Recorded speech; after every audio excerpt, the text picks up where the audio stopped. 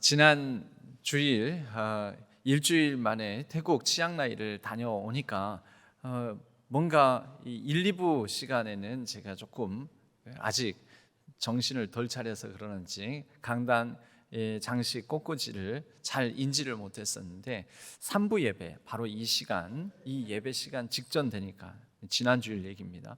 지난 주일 이 3부 예배 시간 직전 되니까 강단 꽃꽂이에 눈이 갔습니다. 그리고 인지를 하게 되었습니다. 이게 뭐지?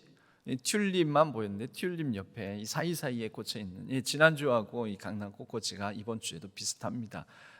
사이사이에 꽂혀 있는 이 꽃이 뭐지? 겨울인 줄 알았는데 겨울이 이제 지나가고 봄이 오는가 보구나. 가만히 보니까 여러분 무슨 꽃입니까? 튤립 말고요. 산수유. 역시 이에 대해서 답을 하는 것도 3부는 조용히 답을 하시는군요. 산수유 꽃입니다. 산수유. 지금 양쪽에 산수유 나무 가지가 이렇게 꽃과 함께 꽂혀 있습니다.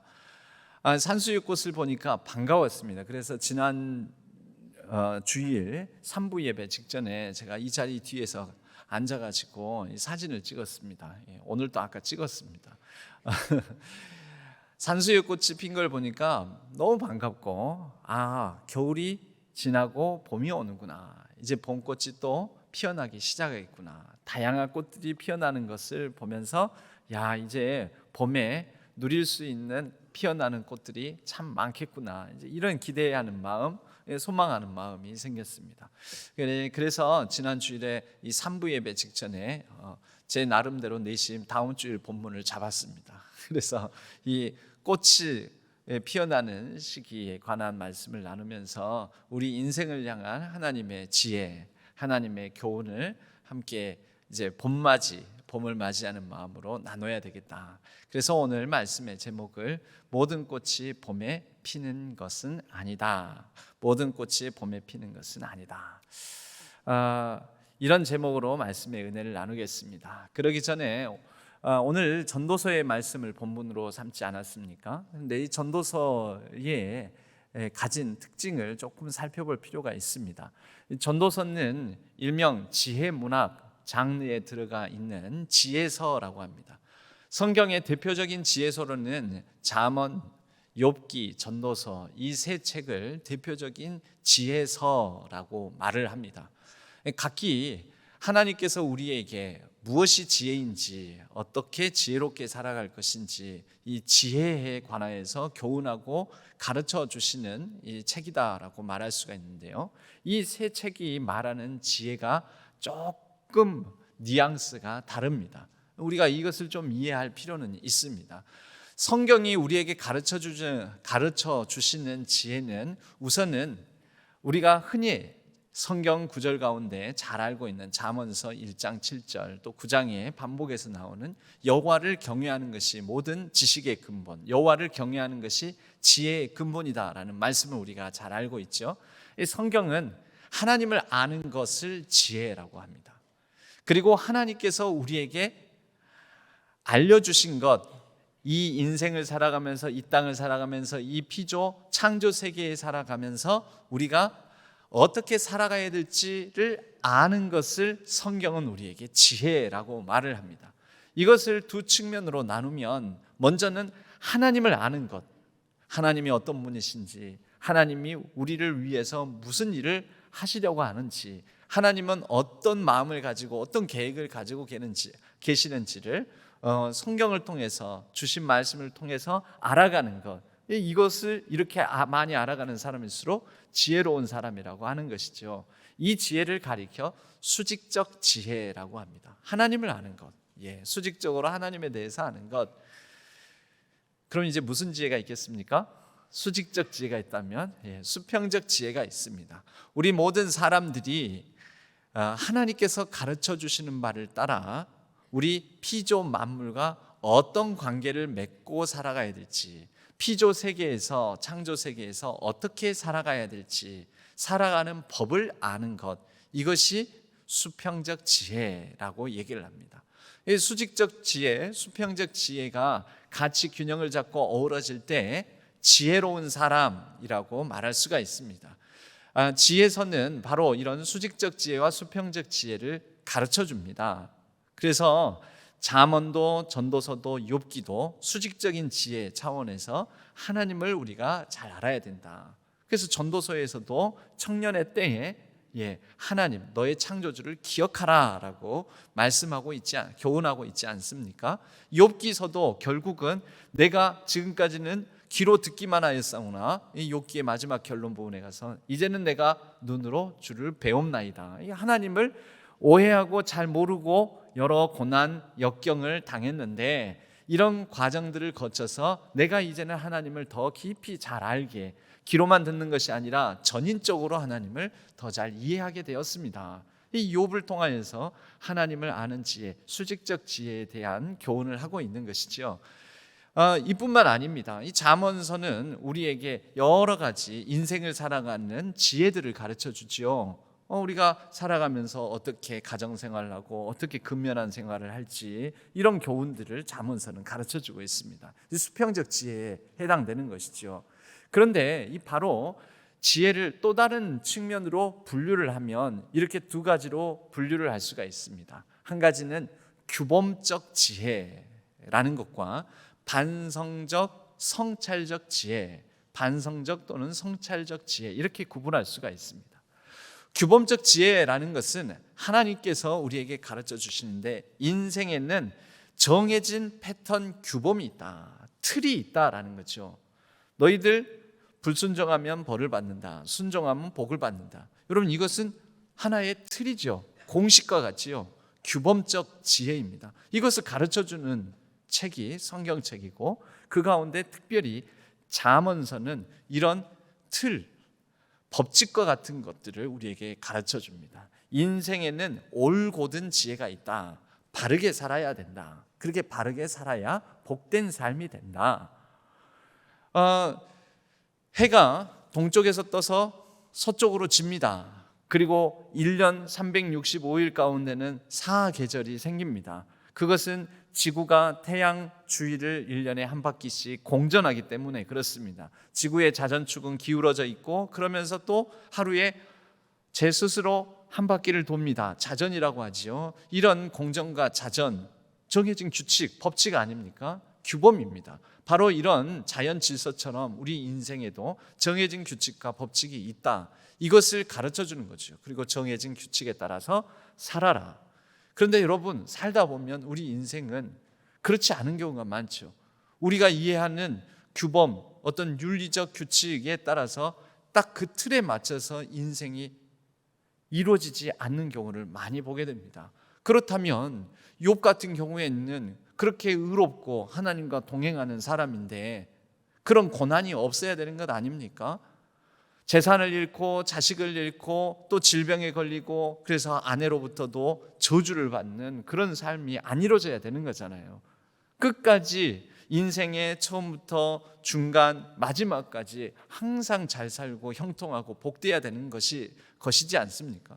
그런데 잃어버린 규범, 어떤 규칙에서 벗어난 사례가 나오는 것이죠. 이게 뭘까요? 이것을 이름하여 삐딱한 지혜, 올곧은 지혜에 대조적으로 삐딱한 지혜, 또 다르게는 반성적, 성찰적 지혜라고 합니다. 오히려 그 고난의 때를 통하여 욥은 하나님을 더 깊이 있게 이해하게 되었던 것이지요. 수직적인 지혜를 얻게 되었던 것이지요. 그리고 인생에 대한 더 깊은 이해를 갖게 된 것이지요. 수평적 지혜를 갖게 된 것입니다. 이러한 반성적 성찰적 지혜를 담고 있는 그런 지혜서가 전도서요 또 욥기, 서로 다른 어떤 차원의 반성적 성찰적 지혜, 삐딱한 지혜를 가르쳐주고 있습니다. 이 전도서에 보면은 그래서 헛되고 헛되니 모든 것이 헛되도다. 지나치게 의인이 되지도 말고 지나치게 악인이 되지도 말라. 뭔가 이 딱 정해진 틀이 없지 않습니까? 애매하지 않습니까? 어쩌란 말이냐. 모든 인생의 수고가 다 헛되도다. 열심히 사는 것도 헛되도다. 땀을 흘리며 또 책을 많이 짓고 읽는 것도 헛되도다.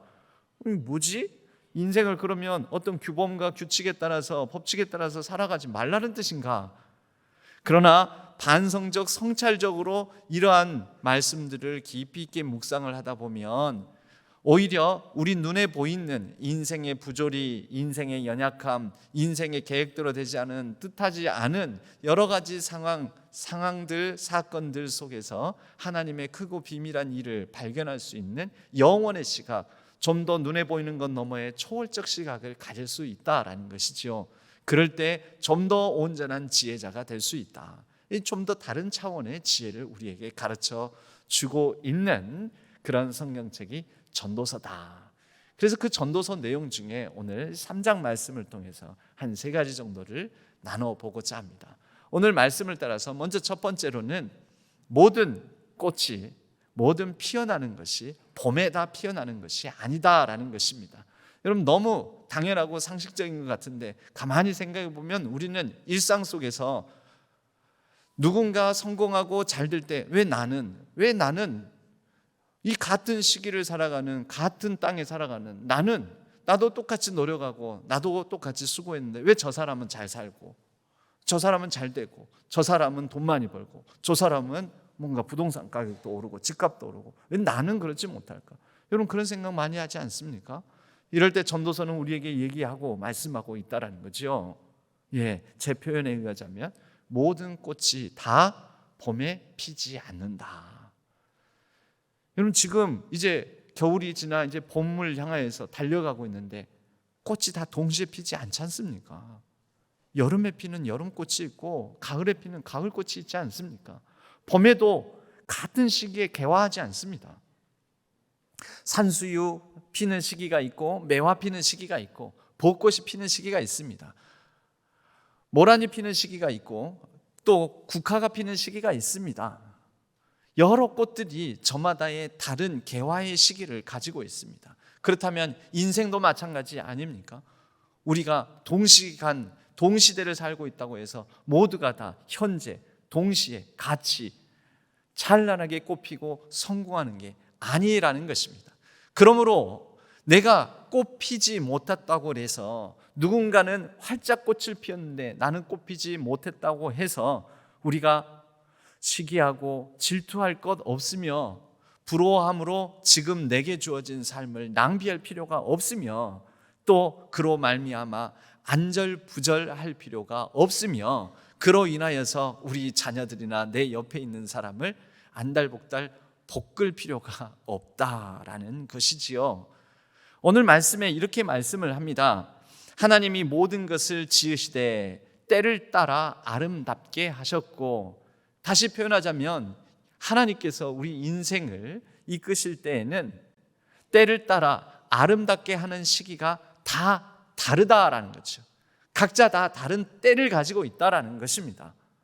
그러니까 봄에 다 꽃이 다 피어나는 게 아니라 여기에 있는 우리 성도님들 가운데는 봄꽃과 같은, 봄에 피는 봄꽃과 같은 사람이 있고 여름에 피는 여름꽃과 같은 분이 있고 가을에 피는 국화 같은, 코스모스 같은 그런 가을꽃과 같은 분이 있고 겨울에 그 추위를 뚫고 피어내는 동백꽃과 같은 사람도 있다라는 것이죠.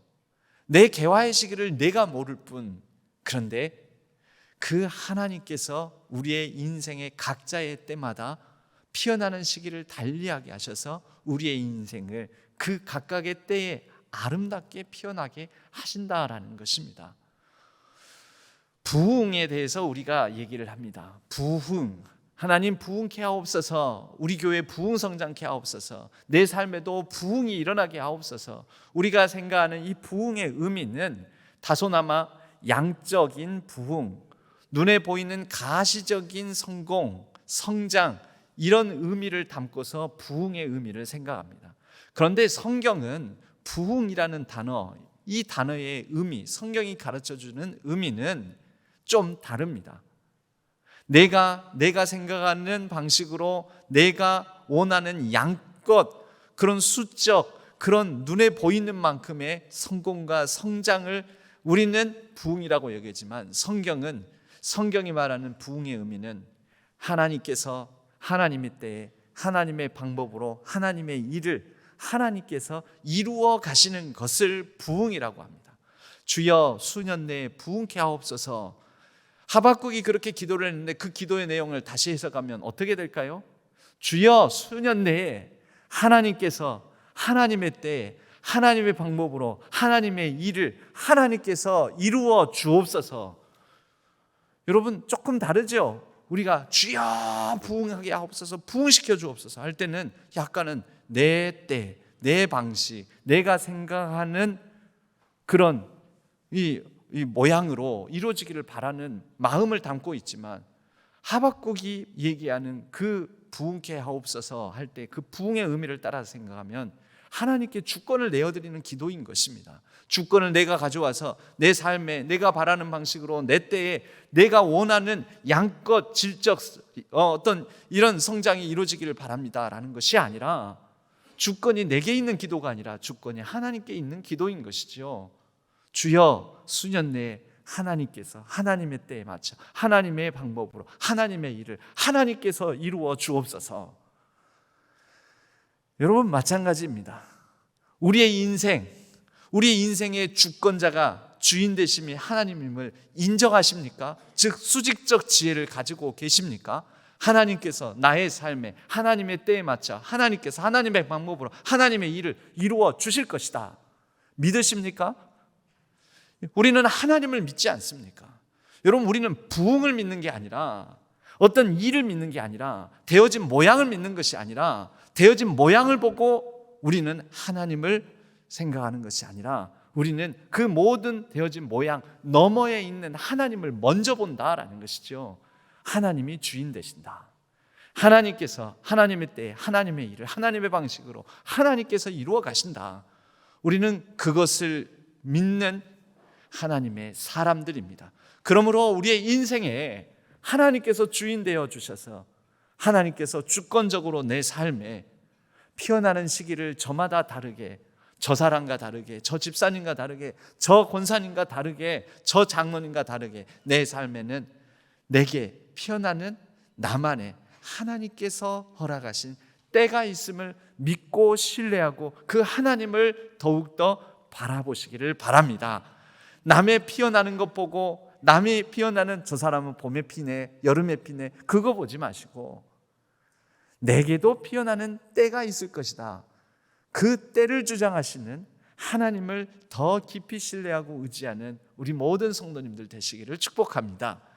전도서 3장은 바로 그 때에 대한 말씀을 하지 않습니까? 범사에 기한이 있고, 그래서 전도서 3장은 별명이 때의 장입니다. 때의 장, 때에 대한 말씀으로 시작을 했어요. 전도서 3장 1절은 범사에 기한이 있고 천하 만사가 다 때가 있나니, 다 때가 있나니, 아 나는 왜 안 되지? 왜 이때에 나는 이렇게 뭔가 안 풀리지? 아 때가 안 됐나 보다. 하나님께서 우리에게 이런 반성적 성찰적 지혜를 주시는 것이죠. 아니 열심히 살면 잘 살아야 되는 것 아닌가? 꼭 그렇지 않다라는 것입니다. 때가 차야 된다라는 것이지요. 그래서 전도서 3장은 여러 가지 때에 대한 말씀을 하지요. 2절부터는 날 때가 있고 죽을 때가 있고 심을 때가 있고 심은 것을 뽑을 때가 있고 죽일 때가 있고 치료할 때가 있고 헐 때가 있고 세울 때가 있고 울 때가 있고 웃을 때가 있고 슬퍼할 때 있고 춤출 때 있고 돌 던져버릴 때가 있고 돌을 거둘 때가 있고 안을 때가 있고 않는 일을 멀리할 때가 있으며 찾을 때가 있고 잃을 때가 있고 때 계속 때에 대한 말씀들을 하고 있죠. 여러분 이 때를, 그런데 우리는 흔히 시간적으로만 또 인식을 하는 경우가 있습니다. 이 두 번째, 이 말씀을 바탕으로 우리 하나님께서 주시는 반성적 성찰적 지혜는 뭐냐면, 이 아름답게 하셨고 아름답게 하시는 것, 잘되게 하시는 것이 시간적인 의미에서의 때만을 의미하지 않는다라는 것입니다. 그럼 뭐냐? 시간적 때뿐만 아니라 공간적인 때. 그래서 이 때를 반드시 어떤 타이밍이라고만 보는 것이 아니라 오케이션, 영어로 말하자면 어떤 상황, 어떤 경우, 어떤 자리, 어떤 공간으로 말할 수도 있습니다. 여러분 하나님께서 우리를 아름답게 하시는 자리, 아름답게 하시는 분야, 아름답게 하시는 공간이 있습니다. 이 식물도 메마르고 척박한 곳에서 좀 다소 건조하고 메마른 데서 잘 자라는 식물이 있고요. 그런데 그런 식물에는 물을 많이 주면 뿌리가 썩어버립니다. 그곳에서는 못 자랍니다. 그런데 좀 습하고 물이 많은 상황 가운데에서 잘 자라는 식물들이 있습니다. 그 식물들이 뿌리를 잘 내리고 성장하는 자리가 다르다라는 것이죠. 일전에도 여러분들에게 이런 말씀을 나눈 적이 있는지 모른지 했더라도 또 하게 되면요, 여러분, 거북이와 거북이가 경주를 합니다. 누가 이깁니까? 우리가 아는 이야기에서는 거북이가 이기죠. 왜 이깁니까? 토끼가 낮잠 자느라고 교만해가지고 자만해가지고 방심하고, 아이고 거북이 저 뒤에 오네, 여기서 한숨 자고 일어나야지 하고 하다가는 그만 꾸준히 부지런히 자기 속도대로 자기의 길을 묵묵히 걸어간 거북이가 결국 이겼다라는 것이지요. 그런데 상식적으로는 이 경주를 하는데 누가 빠릅니까? 거북이하고 토끼와 거북이가 누가 빠르죠? 거북이요? 토끼가 빠르죠. 그러니까 상식적으로 누가 이겨야 합니까? 토끼가 이겨야 되죠. 근데 여러분, 이 질문은 잘못됐습니다. 이 질문은 왜 잘못됐느냐? 전제가 있어요. 전제가 땅에서, 숲에서, 육지에서 토끼와 거북이가 경주하면 누가 이기느냐, 이렇게 했을 때 우리는 정확한 답을 낼 수가 있는 거죠. 그냥 그것도 밑도 끝도 없이 토끼와 거북이가 경주를 하면 누가 이길까요? 그때마다 다릅니다.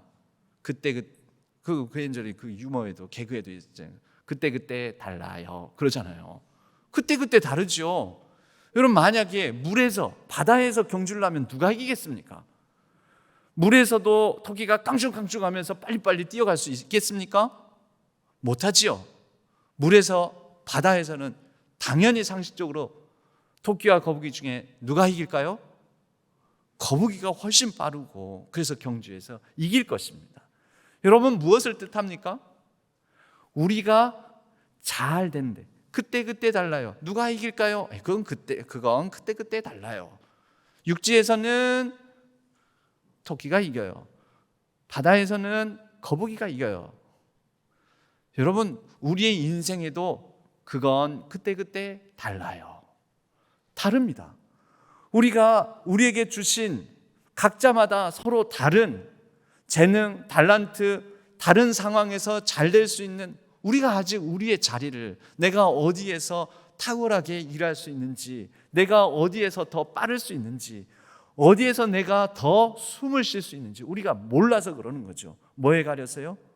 이 세상의 여러 가치관과 이 세상의 여러 유행과 이 세상에서 이것이 좋다 저것이 좋다 하는 그것을 따라서 살다 보니까 우리 고유하게 하나님께서 아름답게 너랑 그 사람은 다 그 때가 다르다라는 것을 우리가 망각하거나 놓치고 있는 것 아니겠습니까? 여러분, 우리가 오히려 하나님을 향해서 하나님의 관점으로 하나님 시각을 가질 때 우리는 나와 저 사람은 그때 다르구나, 저 사람과 나는 그때가 다르구나, 경우가 다르구나, 잘할 수 있는 자리가 다르구나, 공간적인 이 공간이 다르구나.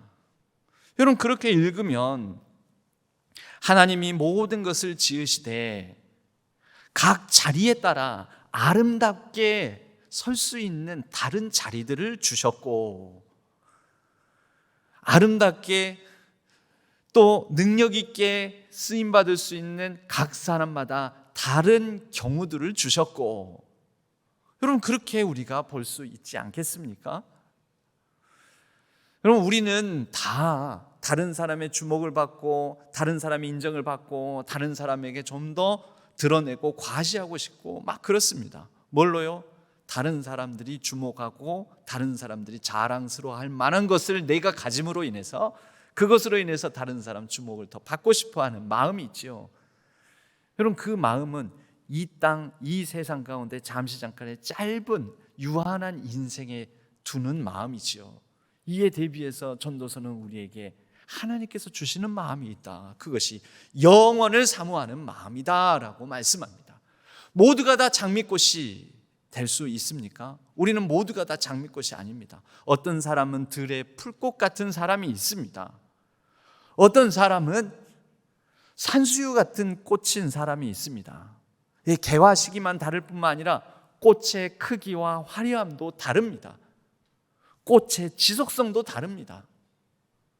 우리는 다 남들에게 주목받는 장미가 되고 싶어 할지 모르지만 다 장미가 아니죠. 저는 무슨 꽃일까? 무슨 꽃일까요? 여러분들은 무슨 꽃입니까? 전도서는 그런데 또 전도서를 통해서 우리에게 마지막으로 세 번째로는요, 우리가 다 꼭 꽃으로 피어나야 하는가? 우리가 다 꽃이어야 하는가?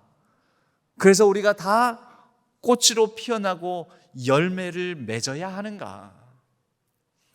느헤미야 3장은 전도서 3장, 느헤미야 3장 둘 다 3장인데요. 청년들 리더들하고, 그래서 리더들 통해서 청년부에서 이제 예배 후에 나눔하는 성경 공부 이 자료로 느헤미야를 지금 살피고 있습니다. 느헤미야 3장 차례인데요. 느헤미야 3장에는 예루살렘 성벽 무너지고 황폐해진 예루살렘 땅에 그 무너진 성벽을 느헤미야가 이제 왕의 제가를 받아서 와서 넉넉한 시간이 있지는 않죠. 그래서 탁월한 리더십을 발휘함으로 모든 이 흩어진 마음이 흩어지고 또 이 황폐해진 땅에서 뭐 선한 게 나오겠어, 뭐 되겠어, 이런 실패감, 좌절감에 빠져 있는 사람들을 다 이제 힘을 합치고 합력하여서 이 성벽을 쌓게 합니다. 52일 동안에 예루살렘 성벽이 다 재건되게 하는데, 뭐 탁월한 리더십만이 아니죠. 혼자 할 수 없습니다. 같이 했으니까 52일 만에 예루살렘 성벽을 재건할 수 있었던 것입니다.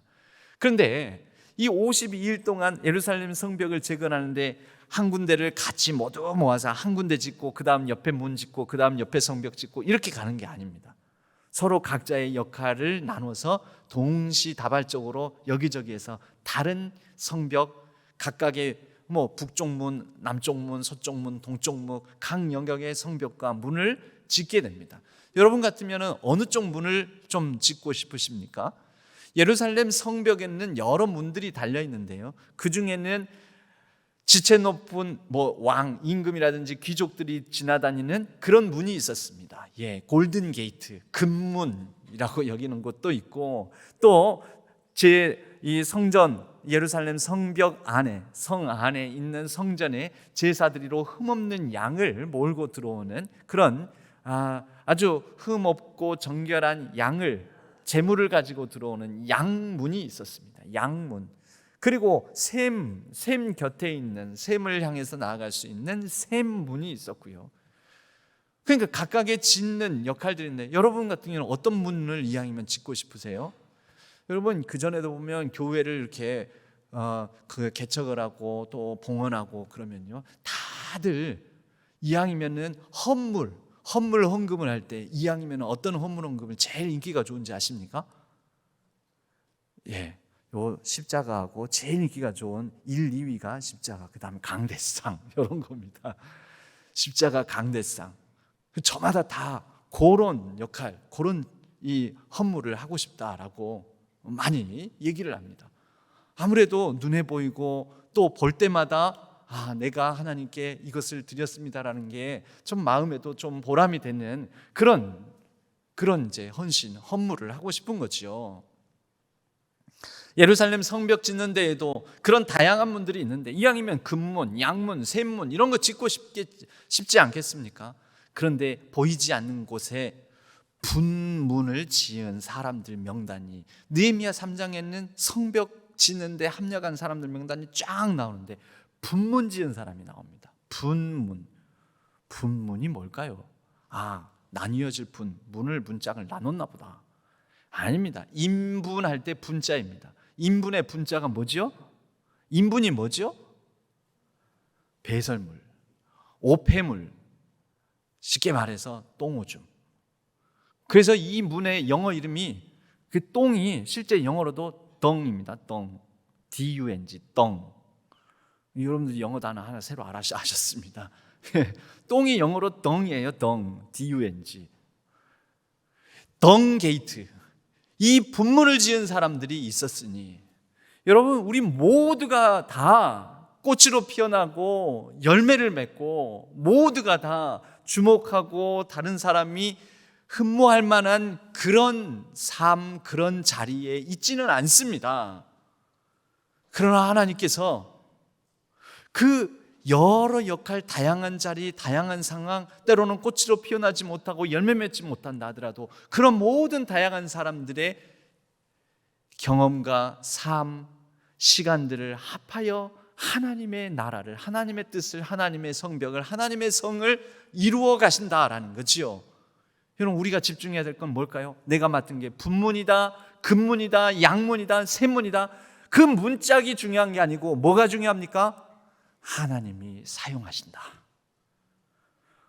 우리에게 중요한 것은 하나님이 내 삶의 주인 되어 주셔서 주관하신다.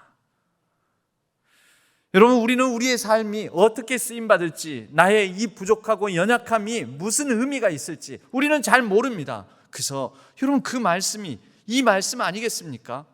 하나님이 하시는 일의 시종을 사람은 사람으로 측량할 수 없게 하셨도다.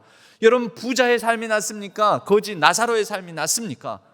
그런데 하나님은 이 땅에 부자의 삶, 거지 나사로의 삶, 그 사후에 누구의 삶을, 누구를 안아주시고 누구를 품어주시고 누구의 삶을 아름답게 만들어 주십니까? 그 나사로의 삶을, 분문의 삶을, 오폐수 처리하는 그 문, 이런 영광스럽지 않은 문, 이거 말고 난 저쪽에 있는 저 문, 남들이 좀 딱 자랑스럽게 지나다니는 그런 문, 그거 내가 지었다고, 우리가 지었다고 하고 싶은데 하나님은 그렇지 않다라는 거죠. 이 문이나 저 문이나 금문이나 양문이나 샘문이나 분문이나 하나님께서는 우리의 작고 보잘것없는 삶도 아름답게 만드신다라는 거죠. 아니, 이 땅에서는 못했는데요. 그래서 영원히 있는 것 아니겠습니까? 이 땅의 삶으로 끝나는 것 아니다라고 하나님께서 말씀하시는 것 아니겠습니까? 모두가 다 이 땅에서 부자처럼 살지 못하고 영광스럽게 누리고 살지는 못하지만 이 땅의 것으로 끝나는 것이 아니라 그 너머에 하나님께서 영원을 주장하심으로 이 땅의 삶, 이후의 삶 가운데 그를 품에 안으심으로 그의 삶을 복되게 아름답게 여겨주시는 것, 이것을 바라보는 것, 이것을 믿는 것, 그러므로 나의 삶이 모두 다 하나님 안에서, 하나님 손 안에서 아름답고 버릴 것 없는 은혜라는 것, 여러분, 이것을 고백하는 것이 우리 신자의 삶입니다. 하나님 나라 천국에는 쓰레기통이 없습니다. 하나님은 우리의 모든 연약함, 부족함, 쓸데없고 의미 없어 보이는 것까지도 다 버릴 것 없는 은혜로 사용하여 주셔서 하나님 나라로 이루어 가십니다. 하나님께서 그렇게 이루어 가시는 복된 삶, 하나님 나라의 삶, 모두가 다 봄에 피지 못하고 내 때는 언제 읽고, 하나님께서 하나님 때에 맞춰 하나님의 방법으로 하나님께서 하나님의 일을 우리의 삶에, 나의 삶에 그분의 뜻과 그분의 나라를 이루어 가실 줄로 믿습니다. 모두가 다 장미꽃은 아닙니다. 모두가 다 이 분야에, 이것에 능수능란하지 않습니다. 하지만 하나님께서는 우리 각자 저마다의 연약함, 부족함 다 모두어서 버릴 것 없는 은혜로 쓰레기통이 없는 하나님의 나라의 역사를 이루어 가실 거라고 믿습니다. 그러한 하나님께서 나의 삶을 주관하시고 이루어 가실 것을 믿고 의지함으로 나에게 주어진 오늘, 지금, 여기, 비록 보잘것없고 작고 연약한 순간, 상황, 또 그런 의미 없어 보이는 내 인생일지라도 하나님께 내어드리며 내게 주어진 오늘 하루, 지금 여기를 복되게 살아가는 우리 신안의 모든 성도님들 다 되시기를 주님의 이름으로 간절히 축복합니다.